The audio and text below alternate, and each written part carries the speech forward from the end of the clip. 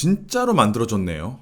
빌런입니다. 이번에 리뷰할 브랜드는 그랜드 세이코 작은 눈송이 쿼츠 SBGX355입니다. 소중한 시계를 대여해주신 구독자님께 감사드립니다.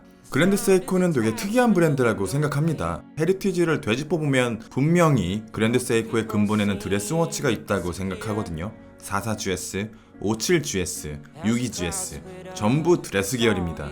그런데 여기와 비슷한 맛을 가진 드레스워치가 있냐 하면 그건 또 아니에요. 그랜드 세이코는 그랜드 세이코에서만 구할 수 있습니다. 거기다 브랜드의 폭을 확장시키는 방법이 조금 특이했어요. 스노우플레이크, 눈송이가 나오기 이전까지는 대부분의 시계 브랜드가 자신의 바운더리를 확장시키는 방법은 지금 보면 정말 지루하고 단순하게 다이얼의 색깔을 변경하는 게 전부였습니다. 여기다가 금, 플래티넘, 다이아 같은 소재의 차이로 등급을 정하고 간혹 특별한 한정판에 살몬이나 어벤추린, 운석 정도였던 것 같습니다. 그런데 그랜드 세이코는 단순한 색깔놀이에서 더 나아가서 질감과 형태의 변화를 다이얼에 활용하기 시작했습니다. 그래서 이 브랜드가 가지고 있었던 아이코닉 워치들의 확장성이 타 브랜드와는 비교할 수 없을 정도로 방대해질 수 있었고 양립하기 어려운 다양함과 유니크를 동시에 잡은 매력적인 작업이었다고 생각합니다. 최근에 들어서는 여러 메이저 브랜드, 마이크로 브랜드들이 다이얼의 질감이나 형태를 변형하는 방식들을 활용하기 시작했는데 저는 그 첫 출발이 바로 스노우플레이크라고 생각합니다.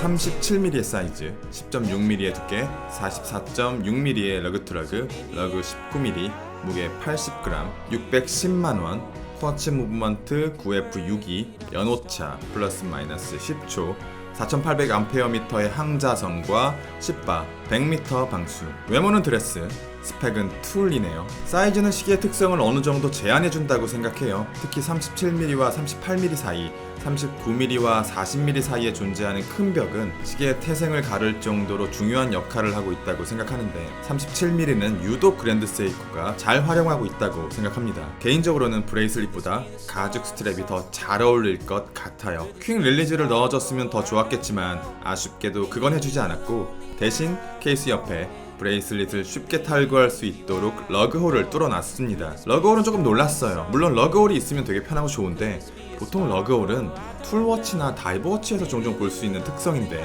이런 클래식한 드레스워치에 있는 러그홀은 느낌이 조금 다르게 다가오더라고요. 다이얼은 말 그대로 흩날리는 눈을 그대로 재현해 놓았습니다. 진짜 눈 같아요.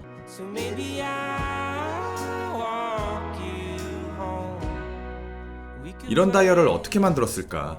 일반적으로 인간이 인공적으로 만들어낸 것들은 어색한 경우가 많잖아요. 이 눈의 질감이 되게 자연스러워서 만지면 차가울 것 같아요.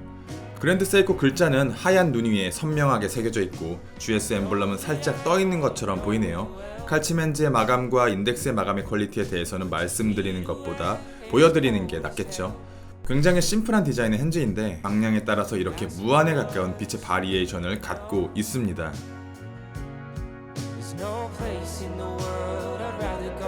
제가 하나 궁금한 건 41mm 스프링 드라이브 첫 번째 눈송이와 37mm 쿼츠 두 번째 눈송이의 다이얼 질감이 완벽하게 동일한가 입니다. 그랜드 세이코는 비슷해 보이는 모델이더라도 조금씩 다르게 만드는 경우가 있더라고요. 두 모델을 직접 비교해보신 분들의 후기를 기다리겠습니다. 시계를 손에 올렸을 때 깜짝 놀랐어요. 정말 가벼워요. 풀 브레이슬릿 기준으로 80g이고 이렇게 손목에 맞게 조절하게 되면 더 가벼워집니다.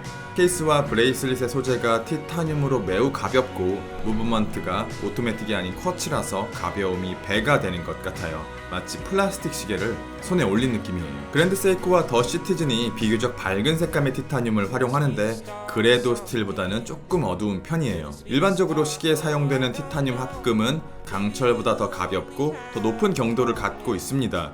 시계라는 액세서리에 거의 최적화된 조건을 갖고 있는 소재라고 생각하는데요. 티타늄의 단점은 사용감이 쌓였을 때 나타나요. 스크래치에 대한 저항력이 강하죠. 그런데 일상생활 중에 시계 표면에 입혀지는 충격은 단발성이 아니에요. 지속적으로 누적되면서 표면에 상처를 불규칙하게 남기는데 이게 스틸과 티타늄의 느낌이 조금 다릅니다. 스틸은 긁힌다고 표현하고 싶은 반면 티타늄은 벗겨진다는 느낌에 더 가까운 것 같아요. 그래서 티타늄 소재의 사용감이 쌓이면 이런 느낌을 주게 됩니다.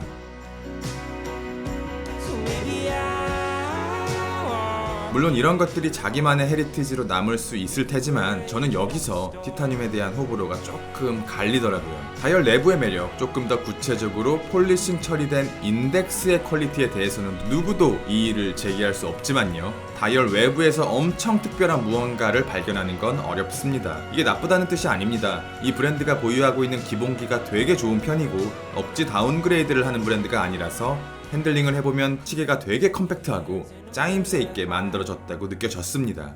케이스의 디자인이나 마감 혹은 펫싯의 특별함은 없지만 흠잡을 곳도 없습니다. 제가 생각하는 현재 그랜드 세이코 최고의 모델은 세 가지입니다. 첫 번째는 얼마 전에 출시한 45GS의 복각 SLGW005입니다.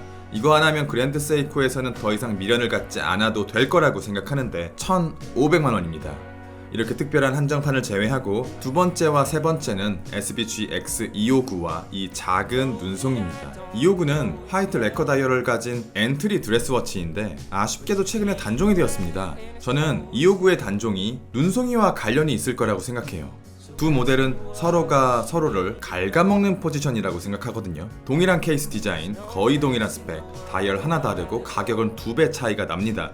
그런데 진짜 문제는 화이트 레커 다이얼과 눈송이 다이얼은 상하 관계가 아니라는 것입니다. 화이트 레커 다이얼을 가진 클래식한 드레스워치 역시 이 작은 시계 씬에서 꽤 가치 있고 그걸 그랜드 세이코도 잘 알고 있기 때문에 작은 눈송이의 출시에 맞춰 단종이 된 것이라고 생각합니다. 그랜드 세이코는 비교적 해주는 브랜드에 가깝기 때문에 해줄 때는 그 가치를 모르고 있다가 단종이 되어서야 알아채는 경우가 많은 것 같습니다. 저는 예전부터 궁금한 게 하나 있었습니다. 왜 시계 브랜드들은 애호가들이 원하는 이상적인 시계를 만들어주지 않을까? 왜 그럴까요? 저는 처음에는 이렇게 생각했어요. 너무 완벽한 시계를 만들어내면 모두가 그 시계를 구매해버리게 되고 만족한 후 시계를 더 이상 구매하지 않게 된다. 그런데 최근에 생각이 조금 바뀌었습니다. 시계 브랜드들이 인간의 본성을 우리보다 더 정확하게 파악하고 있는 게 아닐까. 많은 사람들이 요구했습니다. 스몰 사이즈 스노우플레이크 나오면 무조건 산다. 시마스터가 논데이트로 나오면 대출 받아서라도 산다. 서브마리너 39mm가 나오면 집을 팔아서라도 산다. 막상 출시가 되잖아요? 실제로 시계 브랜드가 해주잖아요? 그러면 애호가들은 흥미를 잃어버리는 것 같아요. 다른 부족한 모델을 찾아서 더 원하고 또 원해요. 우리는 오히려 불완전한 상태에서 더 만족하는 존재가 아닐까? 그리고 이것을 너무나 잘 아는 시계 브랜드들은 지속적으로 우리들에게 불완전함을 제공해온 게 아닐까. 최근에 시계질을 하면서 이렇게 생각이 바뀌게 되더라고요. 시계 브랜드를 고를 때 사람들의 시선이나 대중적인 인지도를 중요하게 생각하지 않고 브랜드의 색깔, 시계의 완성도를 바라보신다면, 그리고 이 독립성을 바탕으로 해주는 브랜드를 찾으신다면 그랜드 세이코는 이 가격대에서 대체가 가능한 브랜드가 없다고 생각합니다. 리뷰는 여기까지. 빌런이었습니다. 감사합니다.